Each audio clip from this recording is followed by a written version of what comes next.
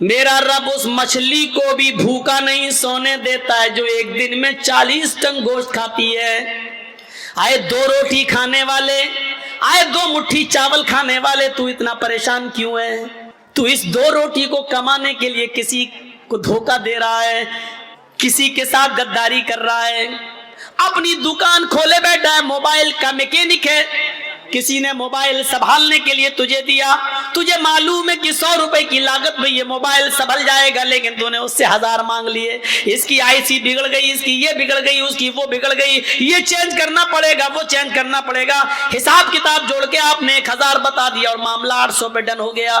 ٹھیک ہے ہم 800 دے دیں گے، 700 دے دیں گے، آپ نے سوچا کہ 100 کی لاگت ہے، 700 دے رہا ہے، 600 تو بچ رہا ہے، آپ نے 100 کی جگہ 1000 بتایا، 100 کی جگہ 150 بتانا آپ کا جائز تھا، 100 کی جگہ 200 بتا دیتے آپ کے لیے جائز تھا، لیکن 100 کی جگہ 1000 بتا کر 700 پہ اپنے معاملے کو ڈن کرنا، یہ ہے قرآن کی اس آیت کے مطابق کہ یا ایھا الذین آمنوا لا تاکلوا اموالکم بینکم بالباطل، اے ایمانو والو تم آپس میں ایک دوسرے کا مال ناجائز طریقے سے مت کھاؤ، یہ مسلمان کا ہی مال ناجائز طریقے سے کھا رہا ہے، یہ اس کو غصب کر رہا ہے۔ میرے بھائیوں 100 روپے کا موبائل 150 آپ لے لو، 200 لے لو، آپ نے 700 روپے جو لیے ہیں یہ آپ کے لیے حرام ہے، اللہ کی قسم۔ اب آپ جو کھانا کھا کر مسجد میں جاؤ گے نماز پڑھنے کے لیے، آپ کی نماز قبول نہیں ہوگی۔ جس نے حرام کا ایک لقمہ کھایا 40 دن تک اللہ اس کی عبادت کو قبول نہیں کرتا۔ ہم اور آپ سوچیں ہماری رزق کی تنگی کیوں ہو رہی ہے،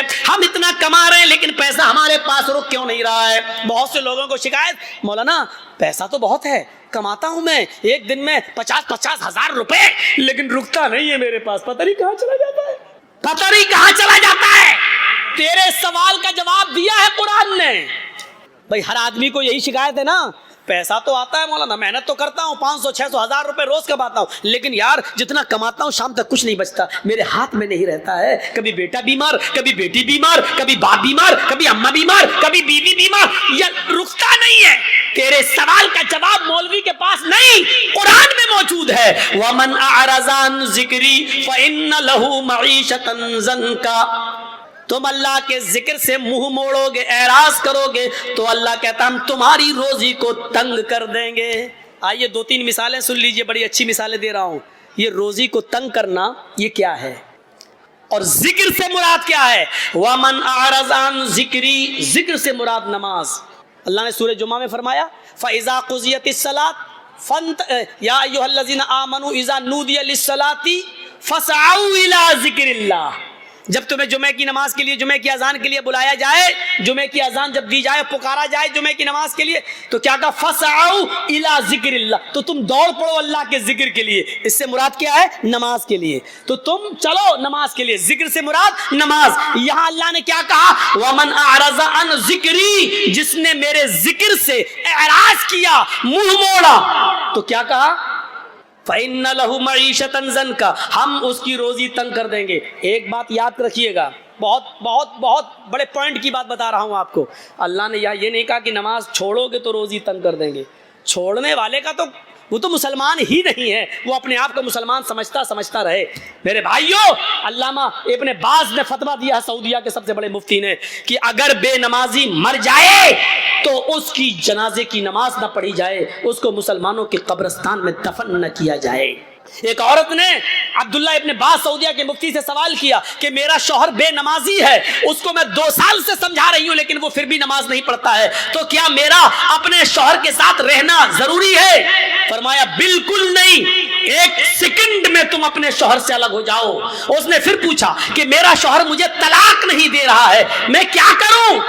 عبداللہ ابن باز نے فتویٰ دیا طلاق کی ضرورت ہی نہیں ہے، کیونکہ تیرا شوہر 2 سال سے نماز نہیں پڑھ رہا ہے، جب وہ مومن ہی نہیں ہے، تو مومن ہے، مومن عورت کسی کافر کے ساتھ رہ نہیں سکتی ہے، وہ طلاق نہیں دے رہا ہے، مت دینے دے، یہ نکاح اپنے آپ آٹومیٹک فسق ہو جاتا ہے، لہٰذا تو ایک عدت حیض کا گزار، ایک پیریڈ گزار، یعنی 1 مہینہ تجھے آئے گا، بس 1 پیریڈ گزارنے کے بعد تو اپنا دوسرا نکاح کر لے کسی مومن سے۔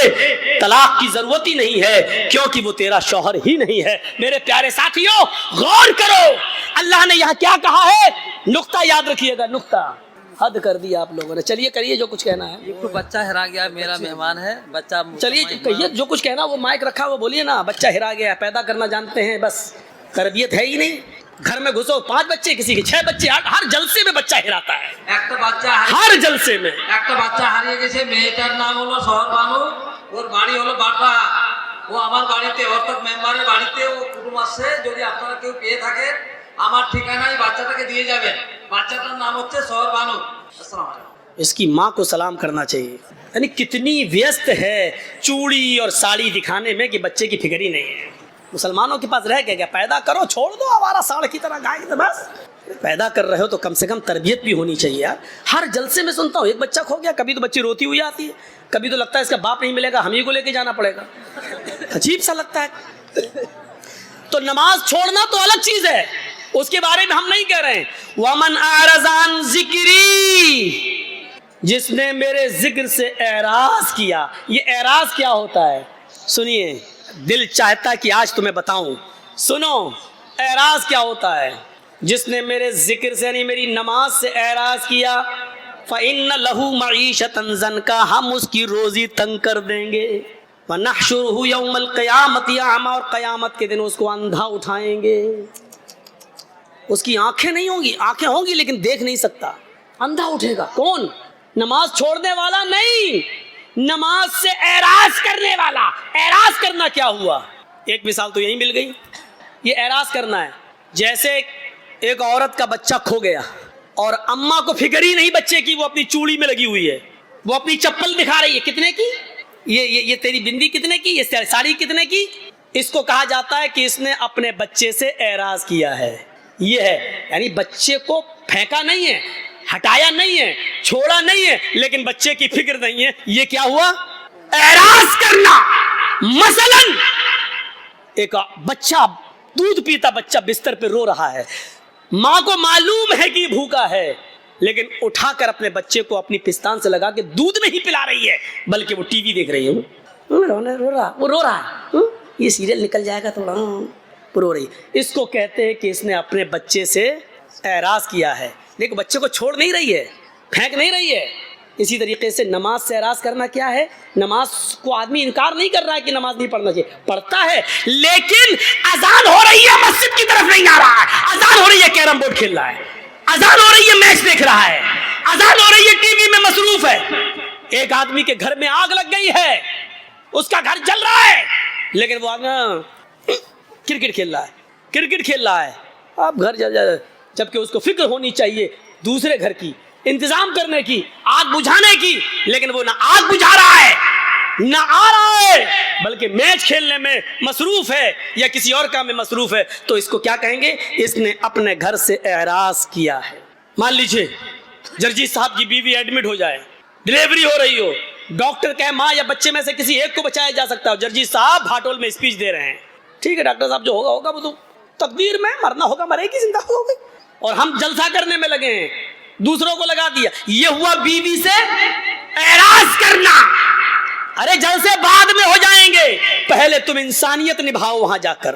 تو اعراض سمجھ گئے نا, بچے کو دودھ کی ضرورت ہے, ماں رو رہا ہے اور ماں دیکھ رہی ہے کبھی ساس بھی کبھی بہو تھی, ناٹک. تو کیا کہا جائے گا کہ یہ بچے سے اعراض کر رہی ہے. قرآن نے یہی کہا, وَمَنْ أَعْرَضَ عَنْ ذِكْرِي فَإِنَّ لَهُ مَعِيشَةً ضَنْكَا, جو بھی اپنے میرے ذکر سے اعراض کرے گا, نماز سے اعراض کرے گا, ہم اس کی روزی کو تنگ کر دیں گے. وہ آدمی کمائے گا لیکن اس کی کمائی اس کے پاس رکے گی نہیں. آج جن کے گھروں میں پیسہ رکتا نہیں, آتا تو بہت ہے لیکن رکتا نہیں, کبھی بچہ بیمار, کبھی بیوی بیمار, کبھی بیٹی بیمار, کبھی اس میں خرچ کبھی اس میں خرچ, وہ اپنے گریبانوں میں جھانکے. ایسا تو نہیں کہ نماز کے وقت وہ چائے کی ہوٹلوں میں بیٹھے ہوں, نماز کے وقت کیرم بورڈ کھیل رہے ہوں, نماز کے وقت کھیت جوت رہے ہوں, نماز کے وقت مسجد کے بجائے وہ کسی اور کام میں لگے ہوئے ہوں. کیونکہ قرآن نے کہا ہے جو نماز سے اعراض کرے گا وہ ہم اس کی روزی کو تنگ کر دیں گے. یہ روزی تنگ, یہ تو دنیا میں ہوگا, روزی تنگ دنیا میں ہوگی, اور آخرت میں اس کی سزا کیا ہوگی, वनहशुरुहु यौमल क़यामति आमा, और क़यामत के दिन हम उसको अंधा उठाएंगे। वो कहेगा अल्लाह दुनिया में तो मैं बीना था, देखता था, लेकिन आखिरत में तूने मुझे अंधा क्यों कर दिया, आखिरत में तूने मुझे अंधा क्यों उठाया। वो ये बात कहेगा, इस बात का ऐलान करेगा। अल्लाह के जिक्र से एराज का बहुत खतरनाक अंजाम होता है। एक अंजाम मैं तुम्हें बताने जा रहा हूँ। लोनी का नाम सुना है? गाजियाबाद से दिल्ली जब आप जाएंगे तो बाई रोड बस के जरिए, तो बीच में एक जगह पड़ेगी लोनी। लोनी में सन 1995 का वाकया है।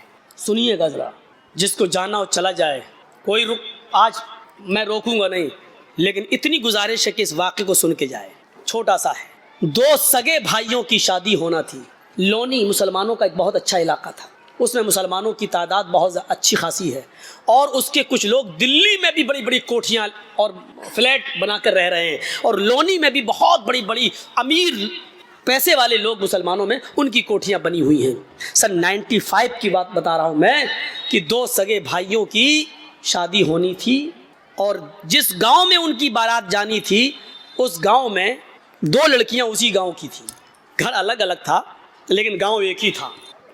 इन दोनों लड़कों ने कहा, इन दोनों सगे भाइयों ने, चलिए कल हमारी बारात जाएगी, क्यों ना आज की रात हम नाच गाने में गुजारें। इन लोगों ने, इन दोनों भाइयों ने सन 1995 के अंदर दिल्ली के मशहूर जगह जो रेड लाइट एरिया कहलाता है, जहां तवाइफें रहती हैं, गाड़ी बुक करके 8-10 तवाइफों को बुलाया। 8-10 तवाइफें जब इस घर में आती हैं लोनी में, और फिर नाच और गाना चलता है। लड़के के यार दोस्त, लड़कों के यार दोस्त भी आए हुए हैं, और पूरी रात नाच चलता है, पूरी रात गाना चलता है। तो वो रात भर नाच चला। सुनो, बड़ा जबरदस्त वाकया। रात भर नाच चला, रात भर गाना चला, और इतनी रात चला कि पूरी सुबह सादिक हो गई, और मुअज्जिन ने अजान की आवाज दे दी। अल्लाहु अकबर, अल्लाहु अकबर। तवाइफों के अंदर इतना एहतराम था कि जैसी अजान की आवाज आने लगती है, मस्जिद के अंदर से तवाइफों ने नाचो गाना छोड़ दिया, वो रुक गई। लेकिन इन दोनों लड़कों ने, जिनके सर पर आज सेहरा बंधेगा, इन दोनों लड़कों ने उन तवाइफों से पूछा, ये पायलों की छनकार क्यों रुक गई है, ये नाच न क्यों बंद हो गया है। उन तवाइफों ने कहा, नौशे मियाँ, अजान हो रही है, हम लोग भी मुसलमान हैं, अगरचे गलते काम करते हैं, लेकिन इतना तो जानती हूँ कि अजान का एहतराम होना चाहिए। ये अजान हो रही है, अजान हो जाने दीजिए, उसके बाद हम अपना काम शुरू कर देंगे। इन दोनों लड़कों ने कहा, अजान दिन भर में 5 मरतबा होती है, ये तो होती रहेगी, लेकिन तुम थोड़ी रोज आओगी। चलो तुम अपने गाना गाना और नाचना शुरू करो। चूंकि तवाइफों को पैसा लेना था, एहतराम में रुकना भी उनका बेकार गया, और इन दोनों लड़कों के कहने पर उन्होंने फिर नाचना शुरू कर दिया। सर्दियों के दिन थे, तवाइफों को तो नाचते नाचते पसीना आ गया। सुबह 7 बजे तक ये नाच गाना चला। अब उन तवाइफों को पैसे वैसे दे दिए गए, और उनसे कहा गया, चलो। उन तवाइफों ने कहा कि हम अकेले नहीं आए थे, अकेले जाएंगे भी नहीं, क्योंकि हम तवाइफों पर कभी भी और कहीं पर भी हमला हो सकता है, हर आदमी हमें पूरी नजर से देखता है। इन दोनों लड़कों ने एक गाड़ी ली और कहा कि तुम्हारी गाड़ी नहीं तवाइफों की आगे चलेगी, चलो गाजियाबाद से दिल्ली है ही कितना दूर, तुम्हें छोड़ के आते हैं। आज शाम को 4 बजे हम दोनों की बारात जाएगी, हम वहां से आ जाते हैं तुम्हें छोड़कर। तवाइफों की गाड़ी आगे आगे चल रही थी, इन दोनों भाइयों की गाड़ी पीछे पीछे चल रही थी, इन दोनों भाइयों की गाड़ी पीछे पीछे चल रही थी। कोहरा था, उस दिन मौसम बड़ा ठंडा था। तवाइफों की गाड़ी किसी तरीके से निकली, और उसके बाद सामने से एक तेज रफ्तार ट्रक आ गया। कोहरे की वजह से पहचान नहीं हुई, और इन दोनों भाइयों की गाड़ी उस ट्रक से टकरा जाती है, और ये टक्कर इतनी जोर से होती है कि गाड़ी कई बार जंपिंग खाते हुए खेत के अंदर, खलियान के अंदर जाती है। उन दोनों भाइयों के सर कुचल जाते हैं, सीना बाहर आ जाता है, भेजा निकल जाता है। उन दोनों भाइयों को मैं पहचानना मुश्किल हो गया कि बड़े भाई की शक्ल कौन सी है और छोटे भाई की शक्ल कौन सी है। कपड़े जो पहने थे उन कपड़ों की वजह से अलग अलग किया गया कि ये इसका है, ये इसकी है। मेरे प्यारे साथियों, अल्लाह के जिक्र से एराज का अंजाम आपने देखा है क्या हुआ है। ये नमाज का वक्त था, इसने नमाज को छोड़कर नाच गानों में मस्त हो गया, फिर उन तवाइफों को छोड़ने वहां गया। अंजाम ये हुआ कि मेरे भाइयों, अभी शाम को 5-6-10 घंटे के बाद इन दोनों के सरों पर सेहरा बंधना था और ससुराल से मिलने वाले कपड़े इनको पहनना थे। लेकिन अब इनके सरों पर सेहरा नहीं, ससुराल से दिए हुए कपड़े नहीं, अब इनके जिस्मों पर कफन पहनाया जा रहा है। गौर कीजिए, थोड़ी देर में कितनी हैसियत बदल जाती है। अभी कुछ देर के बाद इनको ससुराल की तरफ से मिलने वाले कपड़े पहनना थे, लेकिन अब इनको सफेद रंग का कफन पहनाया जा रहा है। अभी कुछ देर के बाद अभी इनको ससुराल की तरफ बारात लेके निकलना था, लेकिन अब ये बारात लेकर नहीं बल्कि कब्रिस्तान की तरफ निकलने वाले। अभी इनका सफर एक लड़की के गांव में होने वाला था, अब इनका सफर कब्रिस्तान की तरफ हो गया है। गौर कीजिए, अल्लाह के जिक्र से एराज का नतीजा क्या निकलता है। मेरे भाइयों, अभी इनको ससुराल जाना था लेकिन कब्रिस्तान पहुंचाया जा रहा है, कपड़े पहनना थे, कफन पहनाया जा रहा है। जिस मौलवी को अभी इनको ससुराल में बारात की जगह पर बैठकर या अय्युहल्लज़ीना आमनू तक़ुल्लाह हक़्क़ तुक़ाती कुरान की आयतें पढ़कर इनका निकाह कराना था, आज उस मौलवी को अल्लाहुम्मा अग़फ़िर लिहय्यिना व मय्यतिना व शाहिदिना व गायबिना व सग़ीरिना व कबीरिना पढ़ना पड़ रहा है। अल्लाह के जिक्र से एराज का नतीजा ये निकलता है। मेरे भाइयों, इसी को कुरान कहता है, वमन अरज़ान ज़िक्री फ़इन्न लहू मईशतन ज़न्का। अगर तुम अल्लाह के जिक्र से एराज करोगे, मुंह फेरोगे। इन दोनों बच्चों ने नमाज का इनकार नहीं किया था, नहीं नमाज नहीं पढ़ना चाहिए, नहीं, सिर्फ मुंह मोड़ा था। चलो, अरे अजान तो होती रहती है, वो अपना काम कर रहा है, तुम अपना काम करो। इनको अजान के बाद नमाज पढ़ने जाना चाहिए था, नहीं गए। ये तवाइफों का नाच देखते रहे। यही है एराज। जैसे दूध पिलाने वाली माँ अपने दूध पीते बच्चे को छोड़कर टीवी देखने लगे तो कहते ये बच्चे को से मुंह मोड़ रही है, बच्चे से एराज कर रही है। यही है नमाज से एराज करने का नतीजा। मेरे भाइयों, नमाज वो बिल्कुल छोड़ता हो वो मुसलमान ही कहाँ है। लेकिन ये नमाज छोड़ते नहीं थे, पढ़ लेते थे, लेकिन अजान के वक्त नहीं, अव्वल वक्त नहीं, अजान के वक्त किसी और काम में लगे हुए हैं। यानी नमाज से ज्यादा अहमियत किसी और चीज को देना। मेरे भाइयों, ये एराज करना है, ये एराज करना है। आप या बिना मतलब के बैठे हैं, कुछ नहीं, आप तकरीर सुन रहे हैं, जर्जीस को सुन रहे हैं, आपको ना पेशाब लग रहा है, न कोई परेशानी है, लेकिन आपको सिर्फ चाय की लौक लग रही है या बीड़ी की आपको लौक लग रही है, आप उठकर वहां चले गए और बीड़ी पीना चाहते। इसको कहा जाता है तकरीर से एराज, इसको कहा जाता है कुरान और हदीस से एराज। इसको छोड़कर उसको अहमियत दे रहे हैं, इसको कहा जाता है पीठ दिखाना, इसको कहा जाता है मुंह मोड़ना। तो यही उन लोगों ने किया था। आप तकरीर सुनने आए हैं, मुंह नहीं मोड़ रहे हैं, लेकिन बीड़ी की लौक लग रही है, पीछे चले गए, बीड़ी पीने लगे। आप आए तो थे सुनने, लेकिन बीड़ी की लौक ने आपको तकरीर नहीं, पीछे ले गया। इसका मतलब यह है कि आपकी नजर में बीड़ी की अहमियत ज्यादा है, कुरान और हदीस की कम है। इसीलिए इसी तरह मेरे भाइयों, अजान हो रही है और आप खेत जोत रहे हैं, अजान हो रही है और आप कपड़ा सिल रहे हैं, अजान हो रही है आप कैरम बोर्ड खेल रहे हैं, अजान हो रही है आप इंडिया पाकिस्तान, इंडिया ऑस्ट्रेलिया का मैच देख रहे हैं और जमात जा रही है। इसी को कहते हैं नमाज से मुंह मोड़ना, इसी को कहते हैं नमाज से एराज करना।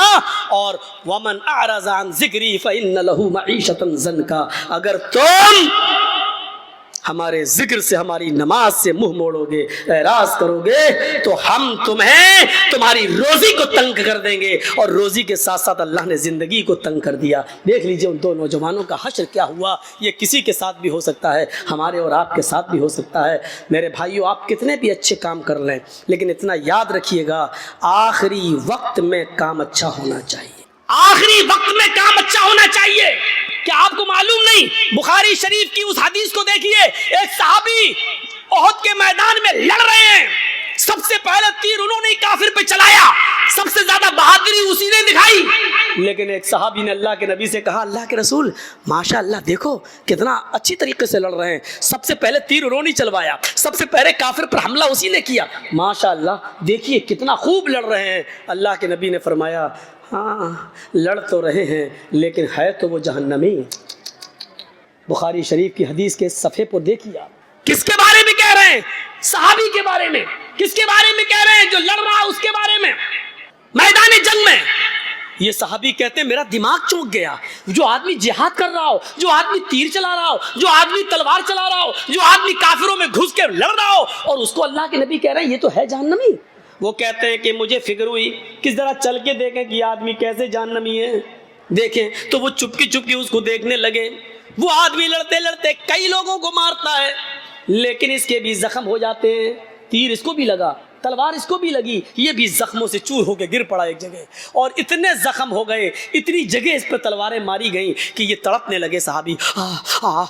جب انہوں نے دیکھا کہ تڑپ برداشت سے باہر ہے, تکلیف برداشت نہیں کر سکے. دوسرا صحابی دیکھ رہا ہے کہ دیکھیں کیا ہوتا ہے, یہ زمین پر پڑے ہیں, زخموں کی تکلیف برداشت نہیں کر پا رہے ہیں. یہ اٹھتے ہیں اور تلوار لے کر زمین پر گاڑتے ہیں, تلوار لے کر زمین پہ گاڑتے ہیں, اور اپنا یہ سینے کا یہ بیچ والا حصہ جو ہوتا ہے, یہ پسلی, دونوں پسلیوں کے درمیان, اس پر تلوار کی نوک کو اس پر رکھتے ہیں اور پورا وزن اس کے اوپر ڈال کر اس کے اوپر چڑھ جاتے ہیں, اور تلوار یہاں سے گھستی ہے اور یہاں سے نکلتی ہے, اور یہ انتقال, مر گئے. شہید تو نہیں کہیں گے کیونکہ ان کا جو انتقال ہوا, یہ تلوار جو گھونپی ادھر چلی گئی تو یہ صحابی وہ مر گئے. اللہ کے نبی کے پاس جو دیکھ رہا تھا صحابی, وہ آئے اور آ کر کہا اشہد ان محمد اشہد ان لا الہ الا اللہ و اشہد ان محمدن عبدہ و رسولہ. آپ نے کہا تم تو پہلے ہی سے مسلمان ہو, آج یہ کلمہ پڑھنے کی کیا ضرورت؟ کہا اللہ کے رسول ابھی کچھ دیر پہلے میں نے آپ سے کہا تھا ایک صحابی لڑ رہے ہیں, کتنے بہادر ہیں. آپ نے کہا ہاں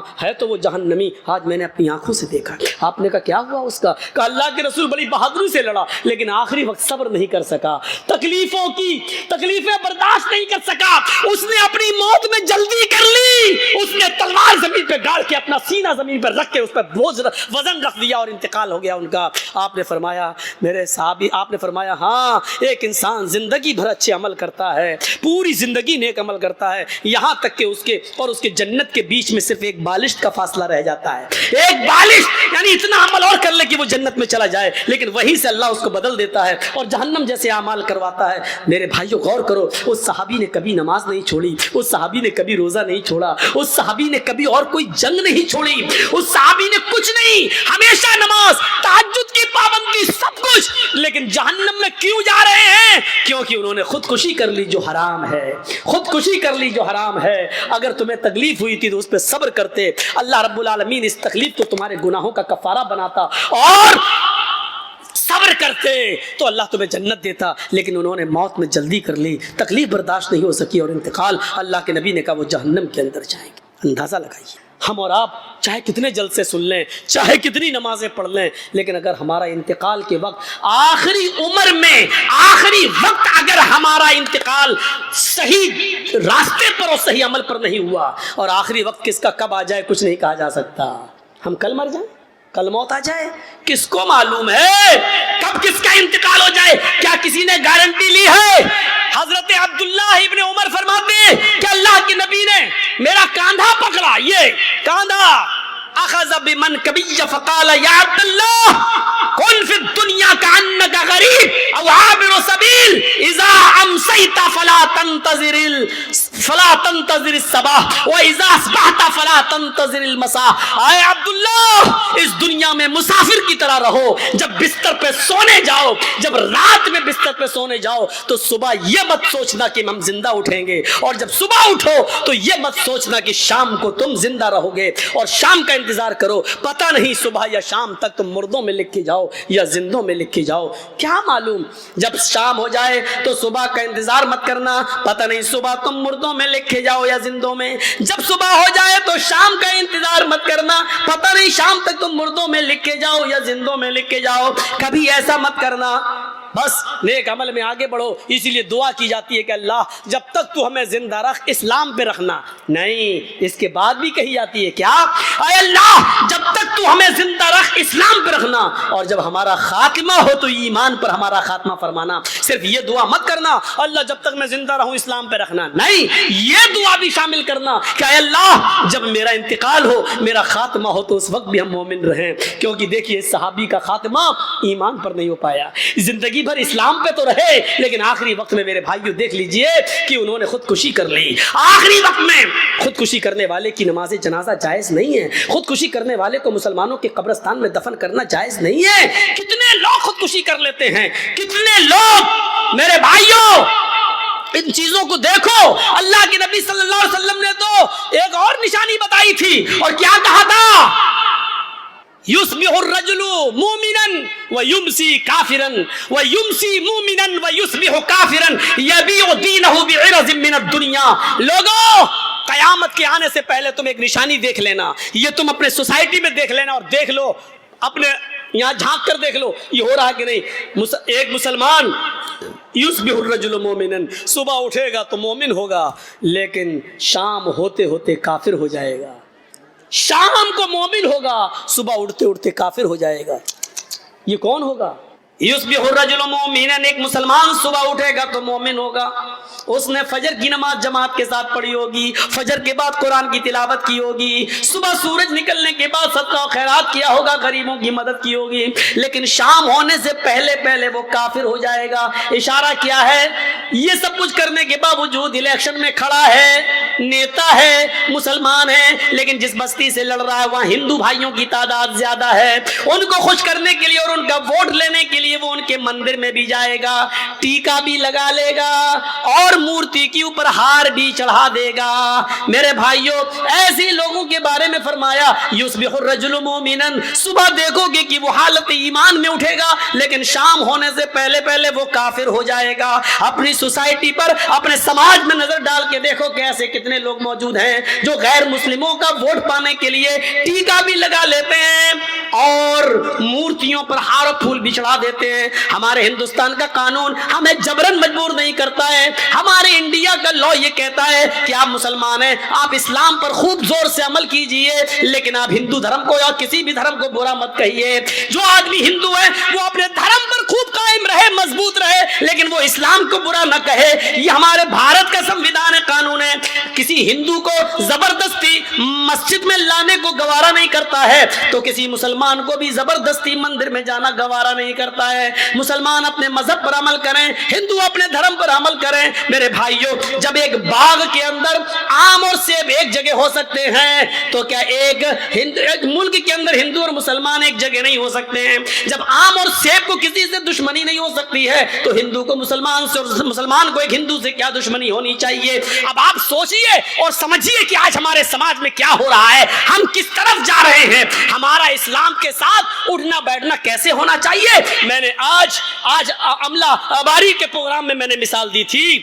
आप क्या समझते हैं, ये बिजली का खंभा है मान लो, और आम के पेड़ लगा हुआ है आपके बगल में, और हवा चली, दो चार पत्ते टूटे और आम के पेड़ पे चिपक गए, ये बिजली के खंभे पे चिपक गए, तो आप क्या समझे, ये बिजली का खंभा जिस पे आम के 10 पत्ते चिपक गए, तो क्या ये बिजली का खंभा आम का पेड़ हो जाएगा?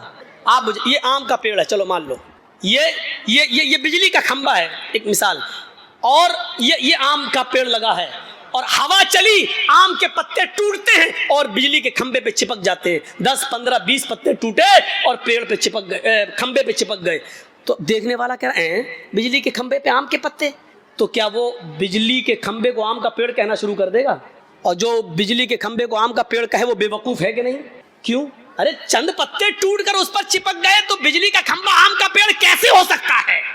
तो यही तो मैं आपसे पूछ रहा हूं, चंद नमाजें पढ़ ली, चंद रोजे रख लिए, तो आप पक्के मुसलमान कैसे हो सकते हैं? जब आम के चंद पत्ते बिजली के खंभे को आम का पेड़ नहीं बना सकते, तो आपकी 2-4 नमाजें और 2-4 अच्छे काम और 2-4 रोजे आपको मुसलमान बना देंगे? वाह साहब, कितना आसान है।